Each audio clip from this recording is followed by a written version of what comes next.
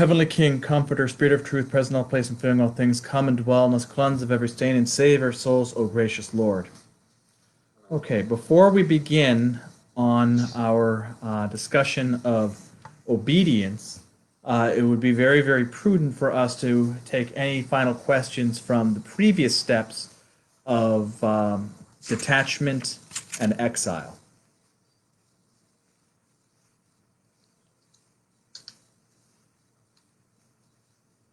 Any closing thoughts or comments on that?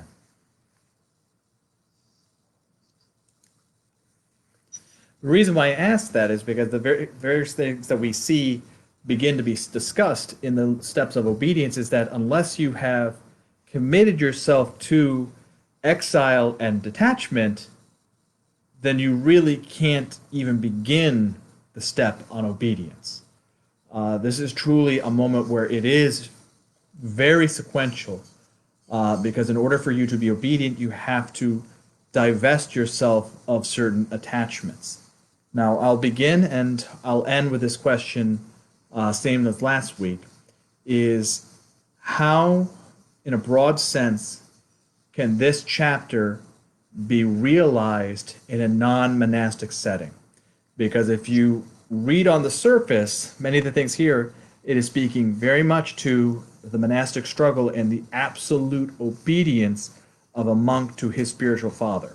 So how is this applicable in your daily life?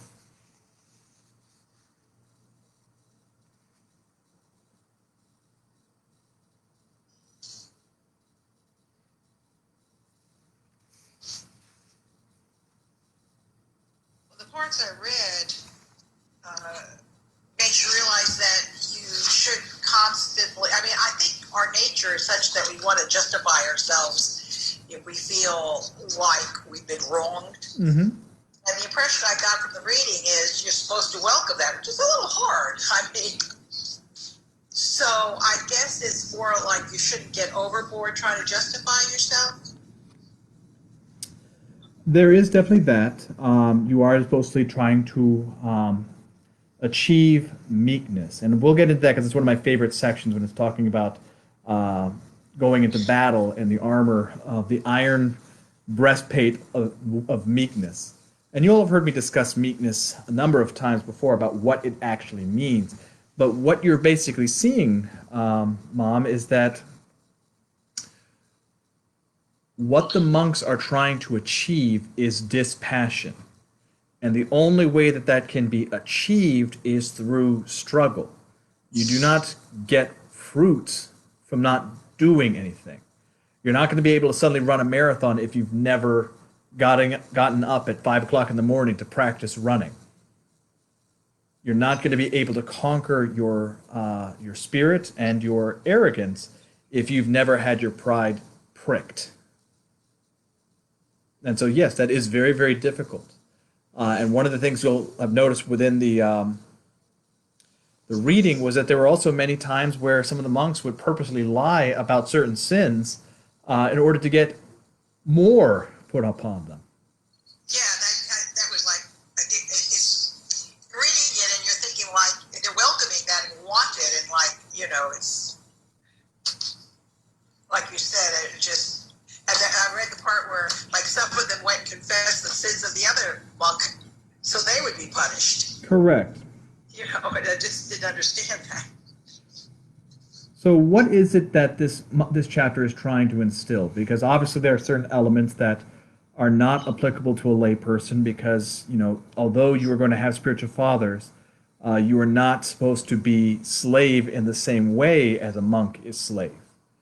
But what is something that you can see from this that is important for your own spiritual life?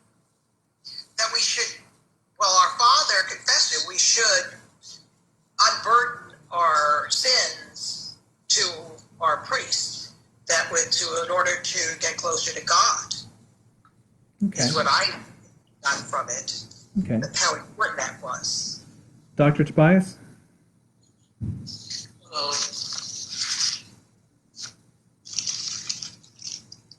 lot to digest.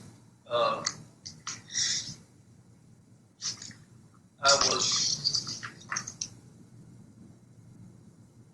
impressed that they were all of a like manner, in that if somebody started doing something wrong, all they had to do was look or nod or something, and they was just a sense of camaraderie that all of a sudden, uh-oh, I know I'm doing wrong, but I'm not being judged. Which, of course, is nice in a monastic setting, but is that very realistic in your secular life?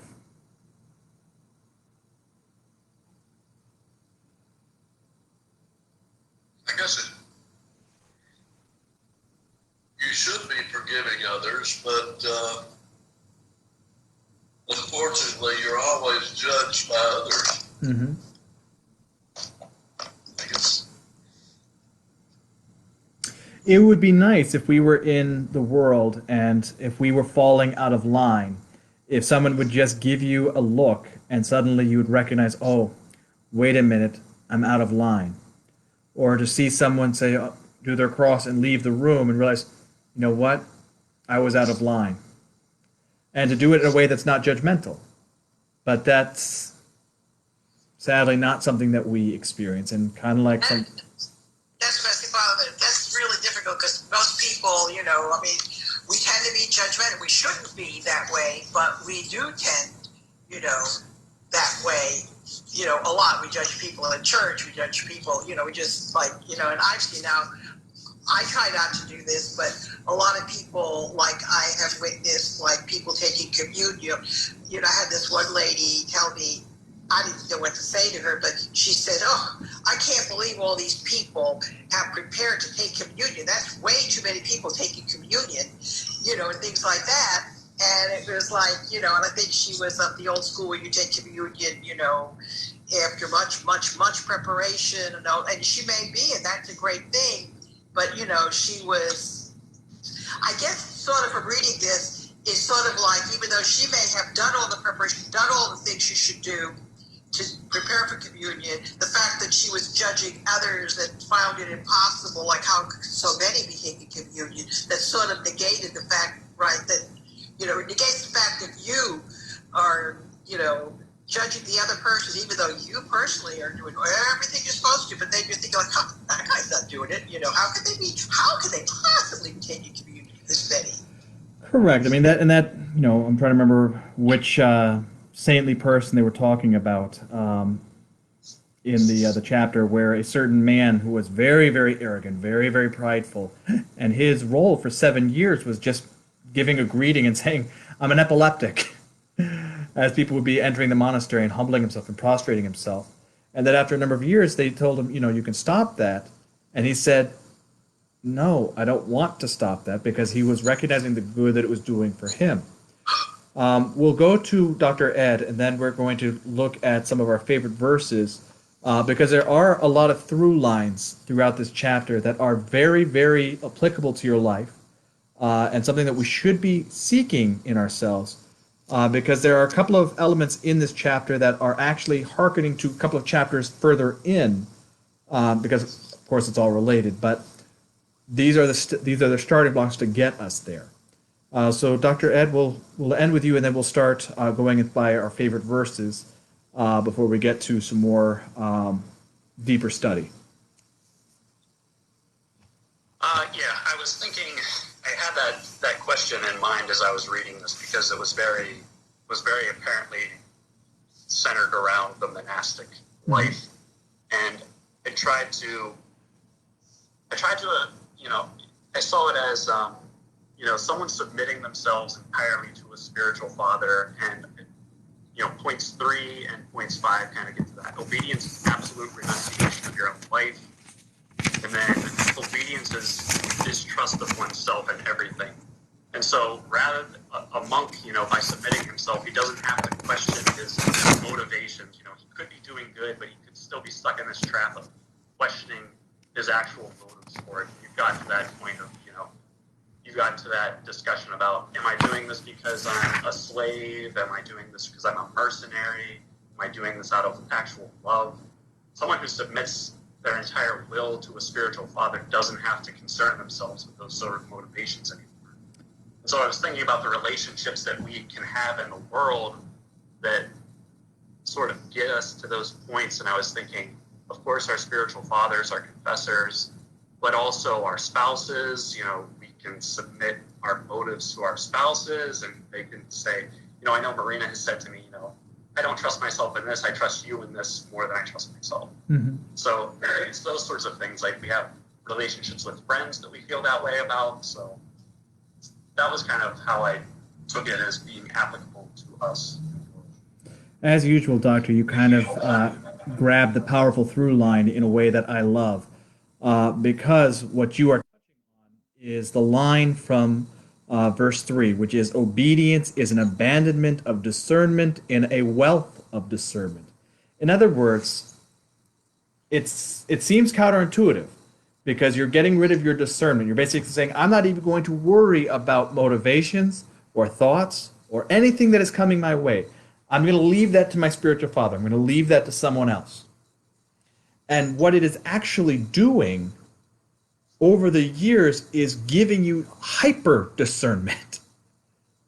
By freeing yourself of discernment, basically, I'm not going to worry about it. I'm not going to think about these things. You're actually acquiring over time true discernment. It's almost like you're riding a bike with training wheels and you're not even aware of it. Until suddenly you're able to see and understand in a way that's like, oh, now I get it. Now I understand. In such a way, and we see that with several of the examples, such as the monk, the old man who was like 80 years old and was forced to stand next to the abbot at the table during breakfast for 2 hours in silence. And what did he do while he was there? He prayed, because he had achieved discernment. He achieved real understanding. And so that is definitely something that we are trying to acquire. And you're right.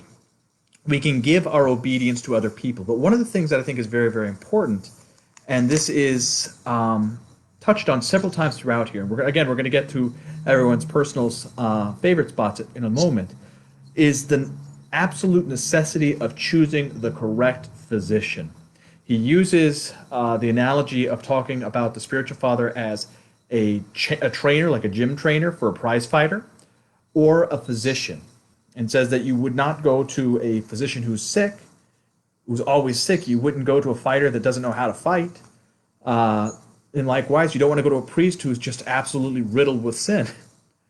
You are supposed to figure out, is this person worth following? But once you've made that decision, once you've chosen and said, okay, this is my spiritual father, this is the person I am going to follow, then it is an absolute necessity to follow that person. And so I'll say that one of my favorite lines in here was when talking about the idea of trying to find another spiritual father. There came a point for me in my spiritual journey in which I was dissatisfied with my spiritual father. And I was annoyed because it seemed like he never had time for me. And in my spiritual immaturity, I just assumed that that meant that he didn't care about me. When the reality was he cared deeply about me, but he was exceptionally busy. And another priest said this to me, and then when I read it in here, it reminded me the idea that this person that is your spiritual father, you will never find the like again if you are leaving for no good reason. So which is the idea of basically going from person to person to person, being almost transient. Like, you wouldn't in good conscience go from doctor to doctor to doctor to doctor and expect a good health care. It's just not possible. You need someone that knows your health record, knows what is going on in your body in order to get accurate care. It's the same thing for a spiritual father. And so what was important to me to recognize, and especially as a priest, was that my spiritual father is my most precious thing. And even if I see weaknesses, even if I see mistakes, I should always treasure him, should always uplift him, and understand that his words are sacred for me. So let's go ahead and go one by one. 2 or 3 of your favorite parts. We'll go ahead and start with Dr. Tobias. What was I didn't finish it either, but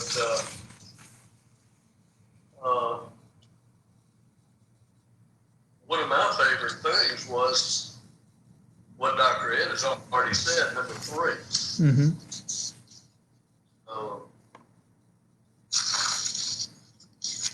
That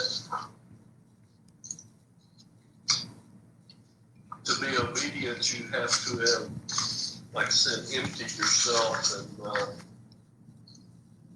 not question.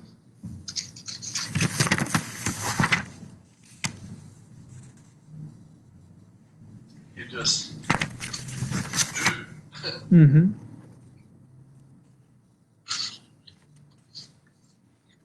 Okay. All right.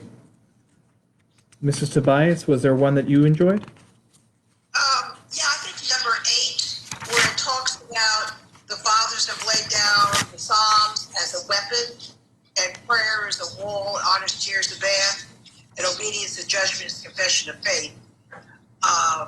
In order to see the Lord, I think that's really good because when you're driving or whenever, you can always say the Psalms and prayers, and it just seems like it just helps calm you. Okay. So forth. So that was good. A lot of it I did, like I said, maybe it was above me or something, because it was very hard to understand. Because it seemed like Dad and I were saying, that sometimes it seems contradictory that you should. What were you telling me that when you felt like? Well, there was things about questioning who was going to be your spiritual father, And yet accepting. And yet accepting what he says. And,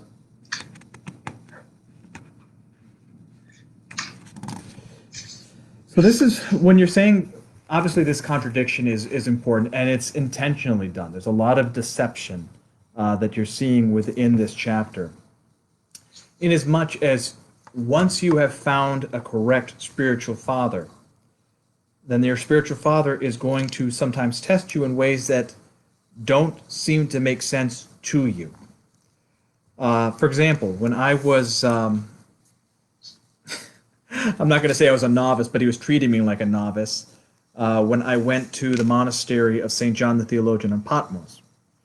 I was called into the abbot's office, and I sat down expecting him to talk to me, and he immediately pulled out his phone and proceeded to have an hour-and-a-half conversation in Greek. So, of course, at the time, I didn't speak really any Greek, so it was completely lost on me. The abbot spoke a little broken English.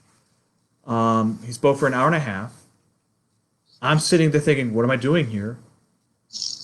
What does he want me to do? And I come from a military household, so I'm used to just tasks. From task to task to task to task to task. Okay, what's next? What's next? What's next? And so I sat there, and I knew I couldn't interrupt him. And then after he finished his phone call, he looked at me and said, okay, Dimitri, you can go. And I thought to myself, what was that about? And then when I got back to my cell, I realized, oh my God, he was teaching me patience. He was trying to show me patience. At the moment, you're thinking, well, that's very rude. That's not being respectful of my time. And yet, when you actually look at what he is doing, it was exceptionally relevant to my time. And it was teaching me a great lesson in humility.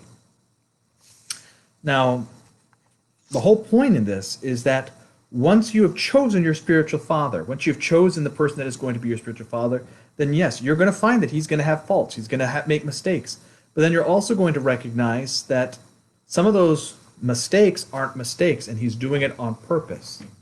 And this, St. John shows us, is done specifically to help the person heal.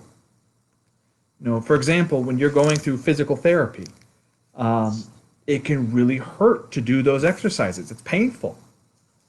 But you're not going to get better. You're not going to be able to move again if you don't do those exercises.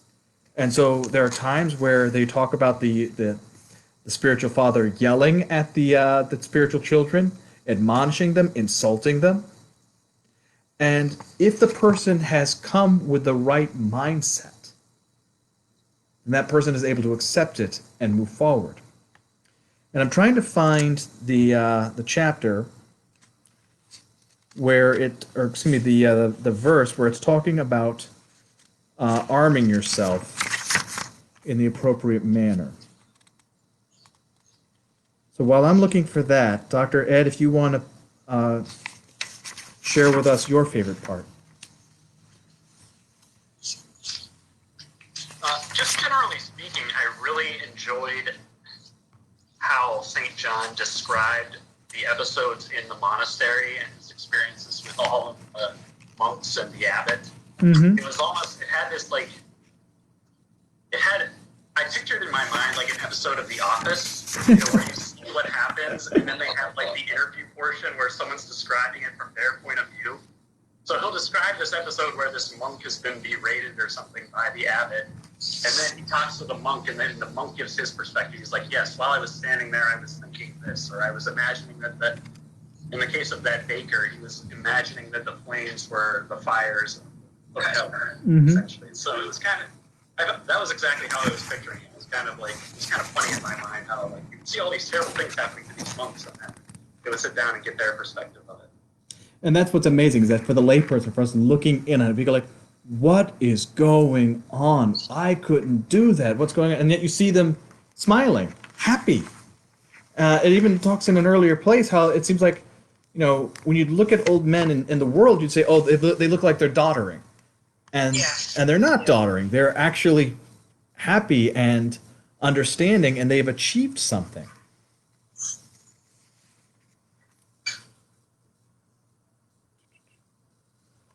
And so this one kind of answers a little bit of what Dad was talking about. Number 70, when a physician protests his incompetence, then you have to go to another, because few are healed without a physician. And who would think of contradicting us when we say that every ship that encounters shipwreck with a skilled pilot would be utterly lost without a pilot?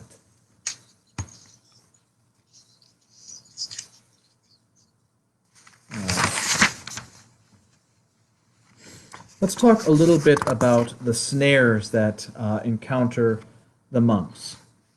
This is points 58 and 59, and then 60, 61, and 62.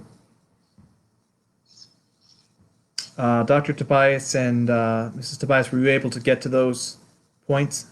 Just got to it. I didn't make it that far. Okay, so there are two snares. There are two things that are basically trying to stop us from being obedient. And the one, of course, is the physical. The devil battles with those in obedience, sometimes to defile them with bodily pollutions and make them hard-hearted, and sometimes to provoke more than usual restlessness. At other times he makes them dry and barren, sluggish in prayer, drowsy and confused by spiritual darkness, in order to tear them away from their struggle by making them think they have gained nothing by their obedience, but are only backsliding. For he does not allow them time to reflect that often the providential withdrawal of our imagined goods or blessings leads us to the deepest humility. How many of you have had that happen, where you've engaged in the spiritual journey, and then you start to feel, I'm not feeling it. I'm getting distracted. I'm feeling that I'm thinking about things that I shouldn't be thinking about. And finding that your mind is wandering during prayer. This is a very obvious snare that the evil one sets upon us. And what we need to understand is that when these things are happening, of course, it's actually an indication that it's working. That as we are fighting, if we weren't encountering these hurdles, it would mean that the evil one isn't trying to stop us. Father, I remember, what book did we read? I forgot now, where the same was saying, like, what are those called, those things that come into your mind? The logisme? Yes. And he said you need to just sort of push it aside, like if you're in church, and, you'd start think of other things, instead of concentrating. That's like the evil one is doing that. Correct. And this is where, in point 59 continues with that. However, some have often repelled that deceiver by patience. But while he is still speaking, another angel stands by us and after a little while tries to hoodwink us in another way. So in other words, we're constantly under attack. We're constantly under assault. So that's one snare. The other snare, I have seen some living in obedience who, through their father's direction, became filled with compunction, meek, temperate, zealous, free from inner conflicts, and fervent. But demons came to them and sowed in them the thought that they now had the qualifications for the solitary life, and that in solitude they would attain to freedom from passion as the final prize. Thus deceived, they left the harbor and put out to sea, but when a storm came down upon them, they were pitifully exposed to danger, and from this foul and bitter ocean, through being unprovided with pilots. Now, what this second snare is trying to show us is that it is very tempting for us to think that we have achieved everything and I'm ready to go. It's now my turn to be a spiritual guide to somebody. When the reality is, you're not. And he talks about certain saints who, even after they had achieved godliness, saintliness, power, they would say that it's not me. It's the prayers of my spiritual father that have allowed me to do this. And they would keep thinking that it's the grace and the prayers of my spiritual father that have allowed me to do the things that I'm doing, lest they fall into that pride. That reminds me of all these people that they say that, I found Christ and everything, and they're so zealous, and they go up and profess before everybody, and then they don't have that pilot guide. I mean, they all fall away.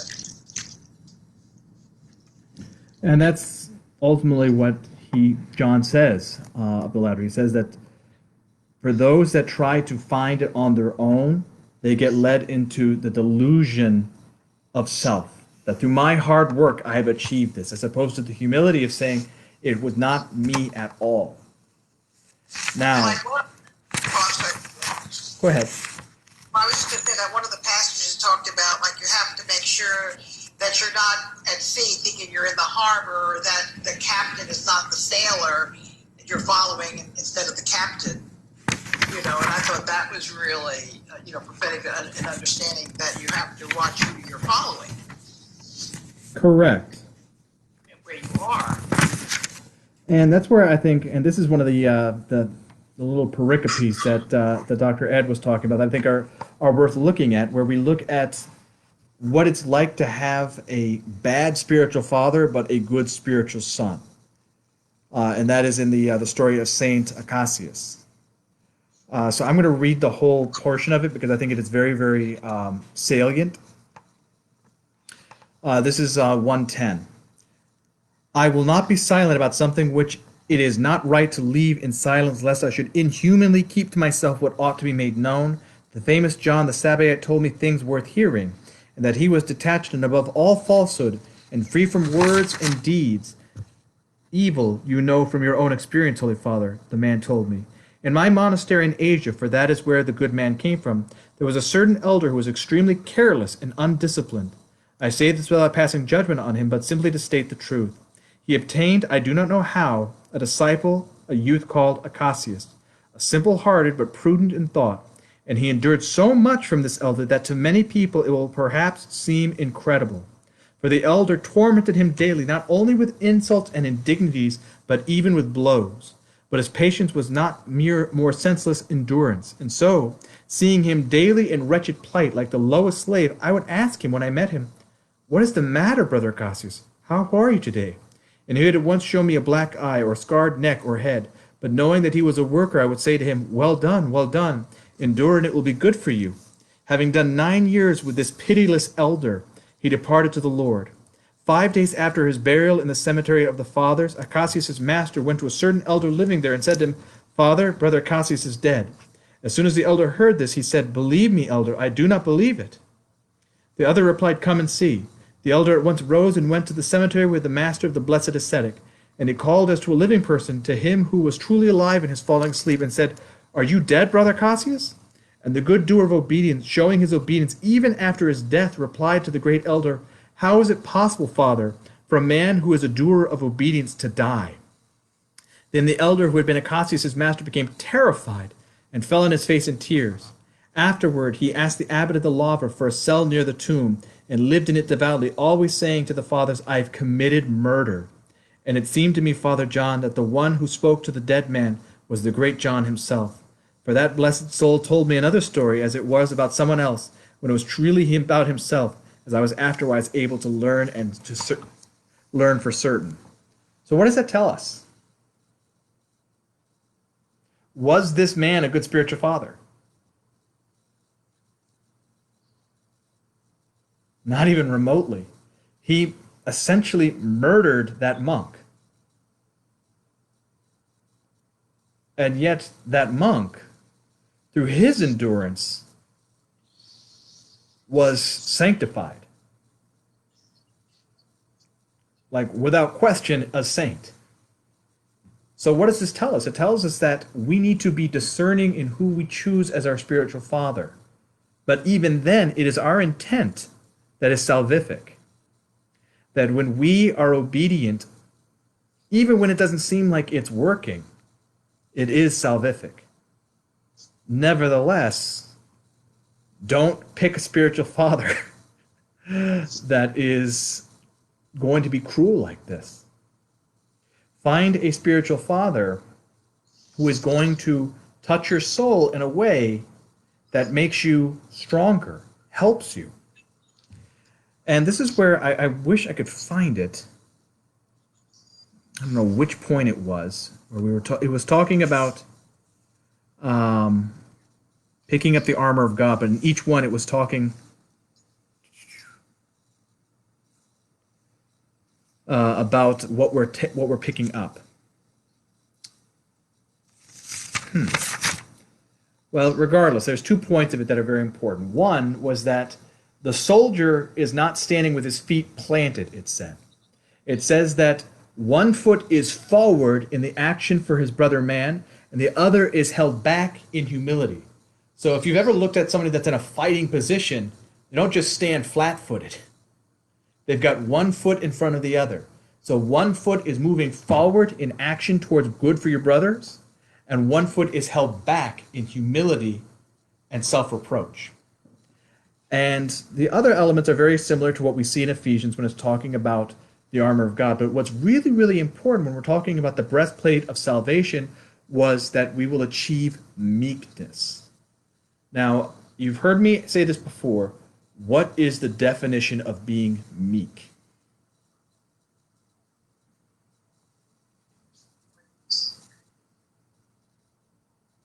It's not being walked over, I know that much, but it's accepting. Keeping in mind that when we look at the Beatitudes in the Gospel according to St. Matthew, each line of the Beatitudes, blessed is the man, is talking about Christ himself. So blessed are the pure of heart, for they shall see God. Blessed are those who mourn, for they shall rejoice. Blessed are the meek, for they shall what? Inherit the earth. Inherit the earth. Now, when you said pushover, is Christ a pushover? No. In fact, the only time that we see that Christ was struck, I mean, Christ said, turn the other cheek, but the only time we see that Christ was struck on the face, what did Christ do? Do you remember? When the soldier struck him on the face? So he asked him why he struck him. No. He stood up for himself. He said, why did you strike me? Well, that's right. If I said something untrue, what was the untruth? But if I didn't, then why did you hit me? So Jesus Christ is essentially showing us, yes, turn the other cheek, but you're not a doormat. So to be meek doesn't mean to be a doormat. Doesn't mean to be pushed over. So what does it mean to be meek?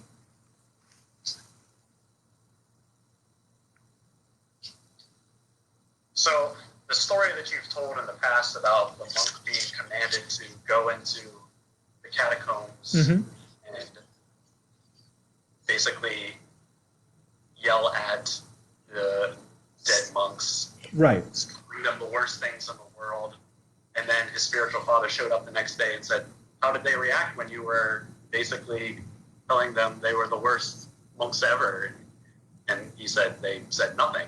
He's like, okay, now tonight I want you to go in there and praise them to the heavens all night long. So he goes in there and praises them.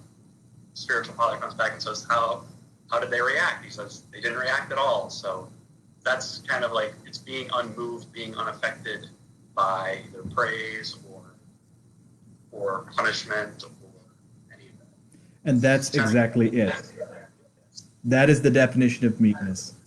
When you are unmoved by praise or insult, when you are able to basically be in full control of your faculties and your passions, to the extent that if someone walks over you, okay. If they praise you, okay. You don't care because it's not moving you. And if you can't be moved, in other words, if you can't be bribed with compliments or bullied with insults, then who's in control of your destiny? You are. And if you're in charge, then you can conquer the world. Blessed are the meek, for they shall inherit the earth, meaning that if you can't be moved in one way or the other, then you are actually able to move where you want to go. You're not being pushed basically in a whirlpool of emotions.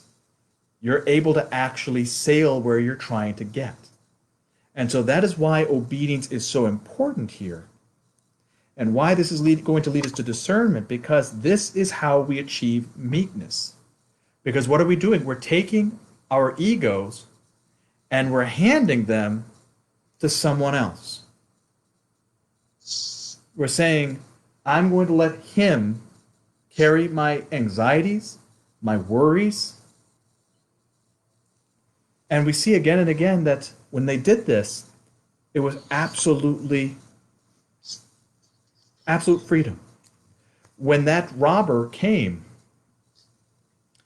and he said to the abbot, I want to join the monastery, I want to repent. What did the abbot say to him?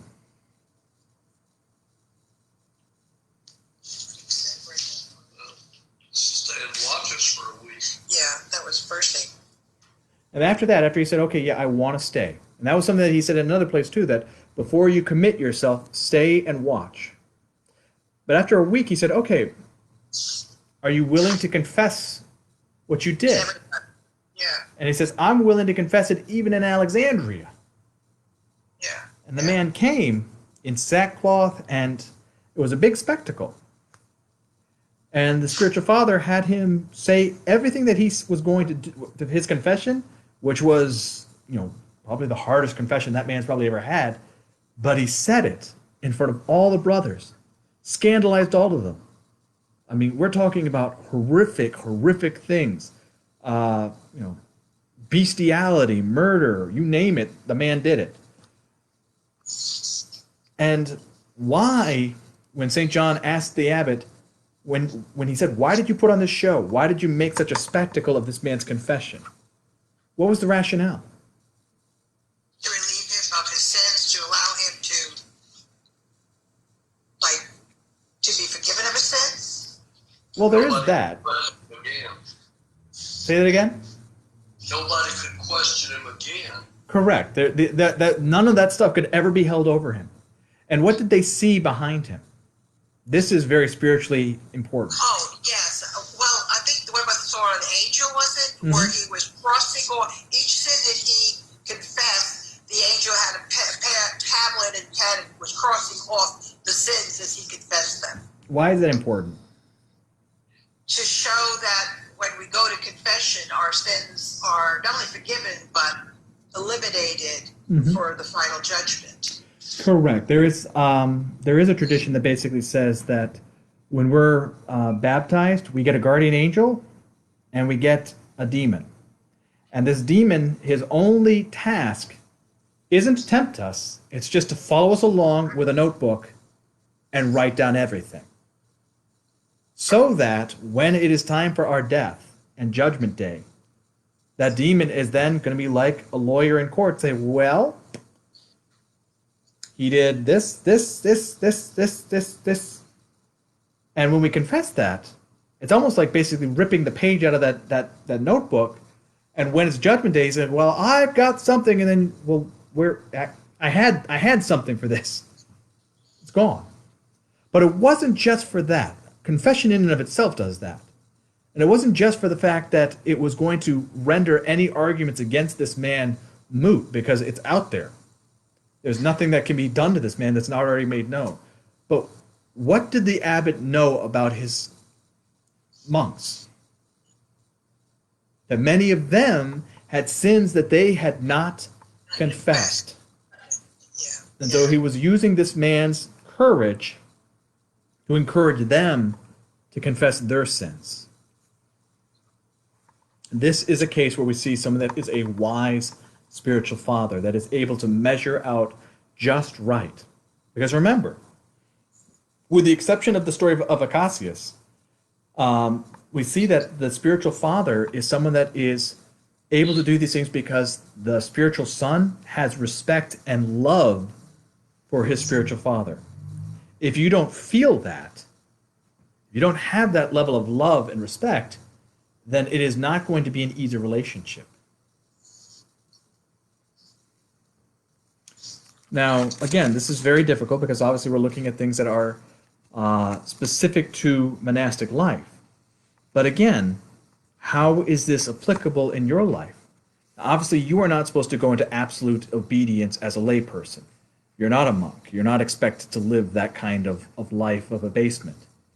So, what is a through line for you of how you can live a life of obedience to your spiritual father in your own life that is of benefit to the world around you?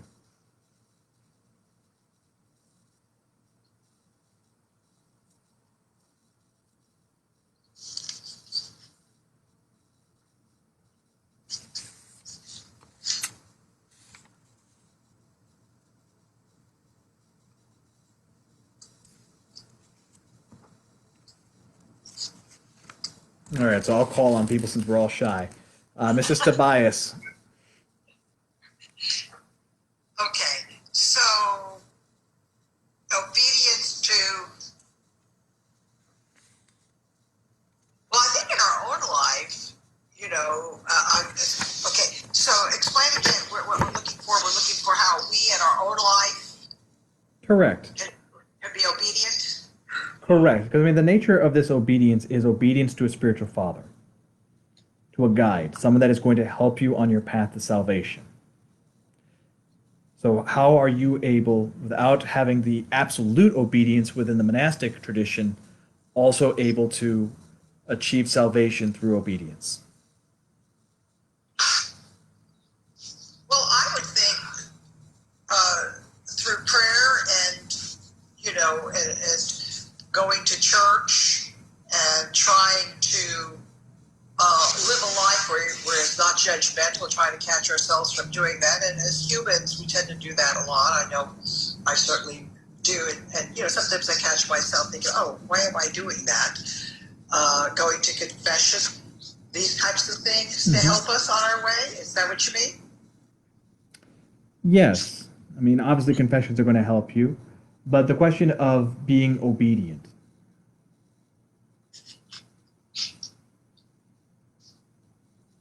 Not allowing the controversies of the world to affect us, to put them away, to ignore them when we realize how they're affecting us. So part of this is basically recognizing that even in this world, even when we are supposed to be seeking autonomy and willfulness, which is all, especially in our country of America, we believe in the structure that, self-determination, that I am the ruler of myself, that I control my destiny. But what we are supposed to look at here a little bit is to understand that while that is true to an extent, we're not as free as we think we are. And that we are living in an illusion when we believe that. And that sometimes it is important for us to not necessarily yoke our lives to the absolute obedience of a monastic who is living his daily life 24/7 in the monastery, but understand that the spiritual father can help us and guide us in our prayer life. As a particular example, let's say that you are not a master of prayer. And then zeal hits you and you say, you know what, I really want to learn to pray. And so you do the small comp line. And you say, I'm going to not only do the small comp line, but I'm going to do the small comp line with a canon at the place where it's supposed to have a canon inserted. And then after that, I'm going to do the Komposkini, the 100-knot Komposkini. And then after you've done that, you feel, oh my gosh, this was wonderful. This was great. I feel spiritually uplifted. I'm going to do this every night. And then the next night, you don't do it. And you don't do it the third night. How do you feel on the fourth night?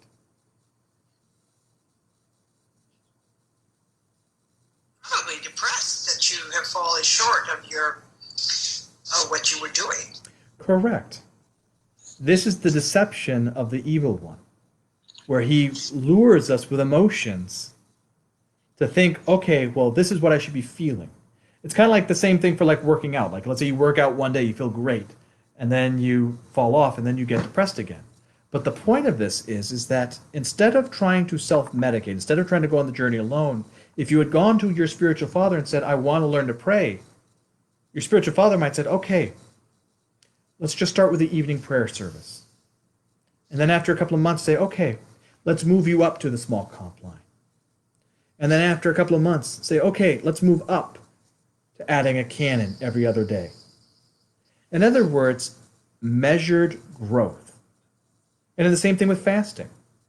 Obviously, in the monastery, we even saw when they're talking about the jail monastery, for those that fell into sin, where it would be just absolute strict fasting. But even within our lives, like somebody has not grown up with fasting, going into Orthodox rigors of fasting can be very daunting. And the same thing can happen, where it's like, oh, I messed up again. I had meat. And what the spiritual father might say is, okay, we're going to start with just Wednesday, because that was the day that Christ was betrayed. Or I might say start with Fridays, because that's the day that Christ was crucified. And then after a month or two, say, okay, we're going to add both days now. And then after a while, they'll say, okay, well, now we're going to try a little bit more strictness when we get into Advent, or a little bit more strictness when we get into Great Lent. Measured journey. A spiritual father helping you on that measured journey. That is what's important here. That is the takeaway.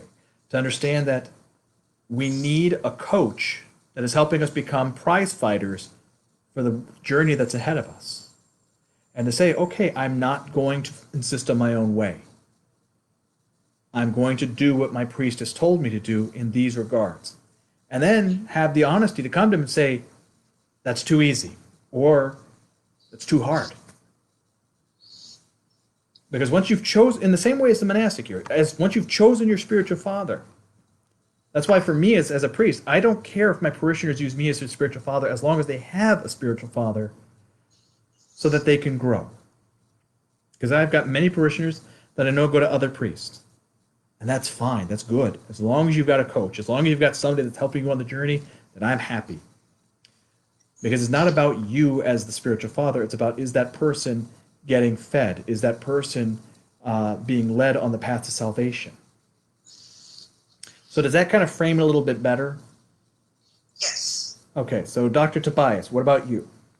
What from the readings can you take as a generality for your own life in obedience?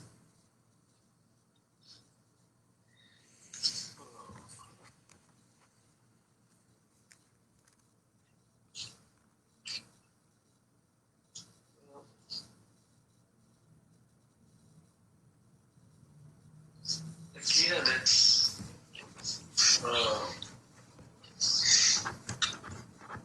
you have to be humble to and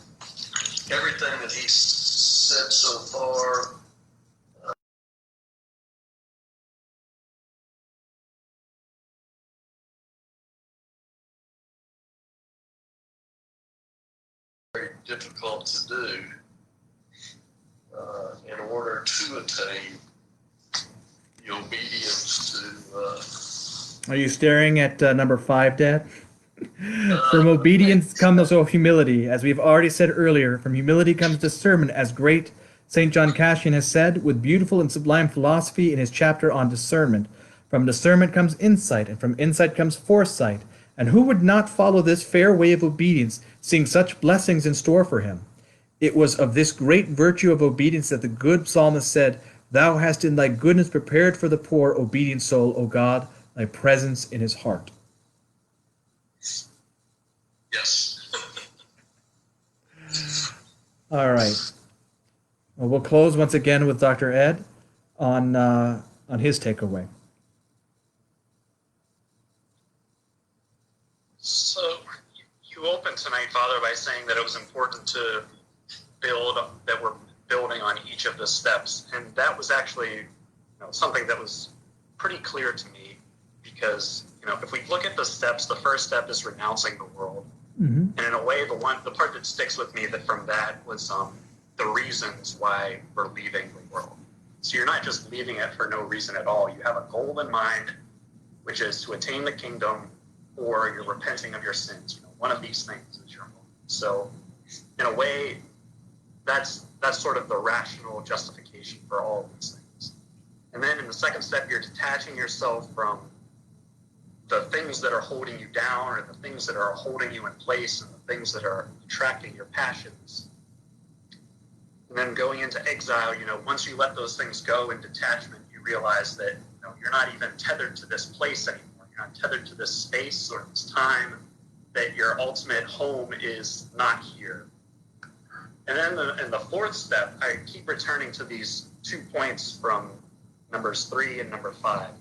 Obedience is absolute renunciation of your own life, and then obedience is to distrust yourself in everything. And so, once you detach yourself from things, once you detach yourself from a place, you're even detaching yourself from yourself in a way.